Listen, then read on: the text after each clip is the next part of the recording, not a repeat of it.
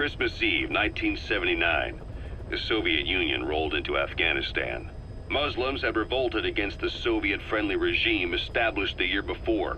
The DRA forces could no longer contain it themselves, so the Soviets went in to intervene. The Afghan government was powerless and fraught with infighting. They lost the hearts and minds of the people, and that alarmed the Soviet leadership. With the Islamic Revolution happening in Iran, the Soviets felt they had to act fast or risk the spread of Islamic revivalism. A superpower, sending a motorized rifle division against men on horseback with antique rifles. Everyone thought it'd be over in an instant, only it wasn't.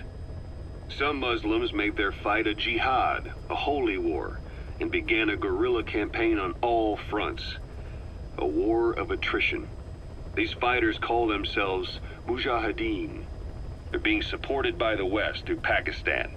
That's why Miller was involved. He was training them near the Zero Line, sponsored by the CIA.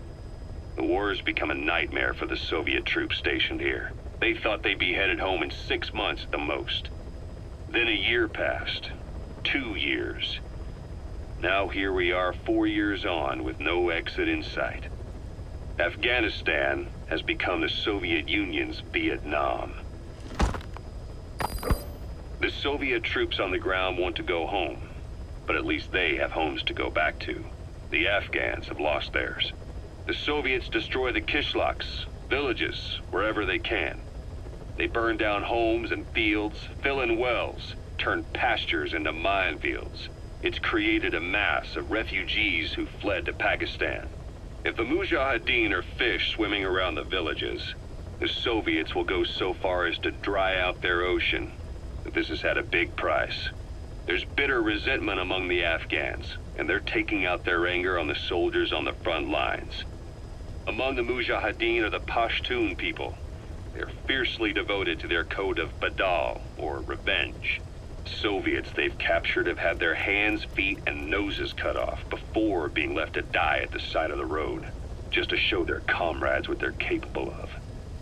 Friendlies who come across them can do nothing but put them out of their misery. Then they burn down another village in retaliation. And the cycle of vengeance goes on.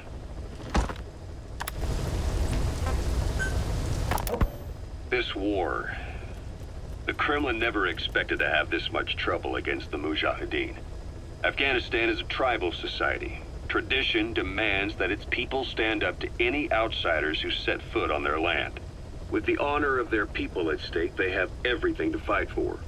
No matter how hard the Soviets hit them, they continue to appear out of nowhere, striking back, then vanishing again. But there's one thing even the Mujahideen fear. Every last one of them. The Soviet gunships. They're highly maneuverable and equipped with massive firepower. Plus, the underside of the fuselage is heavily armored. The Mujahideen can barely scratch them with their small arms. Anyone who hangs around gets mowed down by the gunship's heavy machine guns. This new honeybee weapon that was given to the Hamid fighters, it's no doubt something to help them strike back against the gunships, which makes it a weapon that could change the course of the war. Those guerrilla fighters known as Mujahideen don't actually belong to a single organization.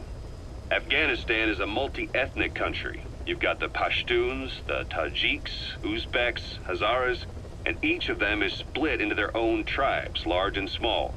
Each ethnicity has several rebel organizations that their various tribes gather under. They're united under the banner of jihad, but that doesn't mean they work like a single standing army. Just look at the area around Smasi Fort.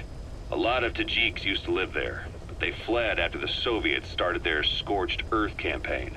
With the area uninhabited, the Hamid fighters, who are Pashtun, decided to move in. The Hamids are based out of the city of Peshawar. We passed through it on the western edge of Pakistan. The Pashtun people have long lived in Afghanistan and western Pakistan.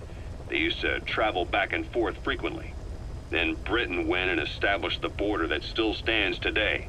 The Hamid fighters get generous support from the Pakistani government. The government wants to use them to secure influence over Afghanistan. Their liaison with the Hamids is Inter-Services Intelligence, and behind the ISI, you have the CIA. That's probably how the Honeybee ended up in the hands of the Hamid men.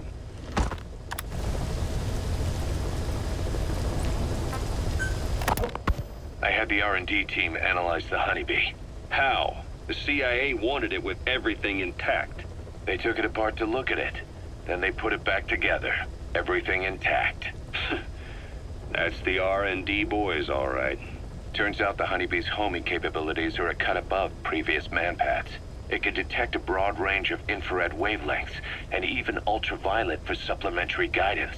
Hence the name, huh? Right. Honeybees rely on UV light to fly. With this device, flares don't do the target any good. That's why the Soviets are losing so many gunships. And why the CIA was so desperate to get it back. It wasn't just about preventing the Soviets from devising countermeasures. What if the likes of Iran got their hands on it? American aircraft would be put at risk too. We can use this tech to develop our own portable missile. That'll give us a huge advantage. It'll take a little time before the analysis results can be applied to actual implementation. But we'll keep moving with the research.